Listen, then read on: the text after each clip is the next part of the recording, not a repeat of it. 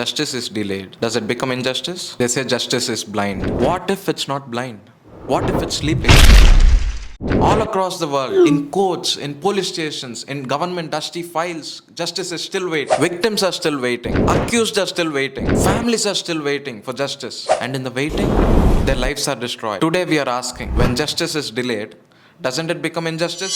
This isn't just a question for lawyers, judges, or the politicians. It's a question for you, for me, and for everyone. Because the system that is supposed to protect you crushes you from inside, what else is supposed to be believed in? Justice. By its very definition, it is supposed to be timely. I mean, every constitution in the world promises it. Every leader campaigns about it. And every citizen hopes for it. In India, we say justice delayed is justice denied. In the US, the 6th Amendment guarantees for a speedy trial. And in the Europe, the Human Rights Commissions demand for it. But what happens when these promises mean nothing in real life? When an innocent man is waiting for his trial? When a rape survivor is having to wait for 10 years to get a verdict? This isn't a delay. It's a betrayal. The system isn't slow. It's crushing the victim. Let me tell you some real stories. In India, the 1984 anti-Sikh riots left thousands of people dead. Thousands of families destroyed. Can you guess when the major convictions came? 34 years later. This isn't just 34 years of waiting. It's 34 years of begging the courts to listen. It's 34 years of people dying without ever seeing justice. And in the US, an innocent 16-year-old boy was arrested for stealing a backpack, which he didn't. When he was finally released, he was broken. 2 years later, he committed a suicide.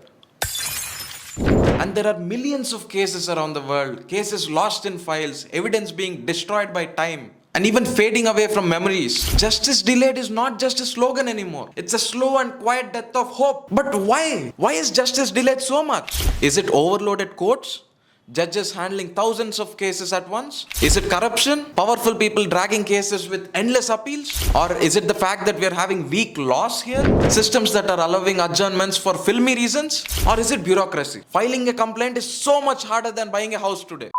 And the ugliest truth is, sometimes the system wants you to give up. Victims here are fighting a silent war of exhaustion. Today we don't even have the numbers to say how many rape survivors are taking their cases back because the court hearings are going on for years. There are hundreds of families of murder victims that have stopped coming to the hearing because they can't afford to lose their work. Justice delayed is often a tactic. It's not the failure of the system. It looks like it's the design of the system. Let's just forget the big words for a second. Forget the legal theories. Think about human cost. Imagine waking up every day wondering, will this be the day I will be getting justice? Imagine going to the court, hearing an adjournment. The next hearing is after 6 months because the judge is on a leave. Justice delayed robs people from getting closure.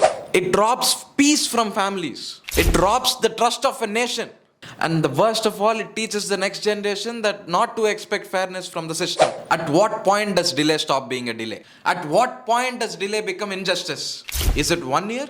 Or is it 5 years? Or is it 20 years? The answer is simple. The moment a delay causes suffering beyond repair, it becomes injustice. Justice that arrives too late isn't justice at all. It's more like a broken apology. And broken apologies don't heal broken lives.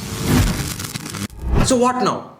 Do we just sit back and accept this? Justice belongs to people. And when it fails the people, people must speak up. People must rebel. People must demand. We must demand faster trials. We must demand courts to put the victims first and not the paperwork. We must show that justice is not a word printed in the papers, but it's a living and breathing reality of today. Justice is not a favor, it's a right. And rights are not given freely, they are fought for. Today, Rebel Voice stands with everyone that believes justice still matters. Still stand with people who think fairness matters. And still stand with people who think truth matters. Because we believe when we stop fighting for justice, we are not free anymore. Your voice matters to the world. Subscribe to join us. Together we can be louder. Together we can make Rebel Voice impossible to ignore. Rise, roar, and rebel with us.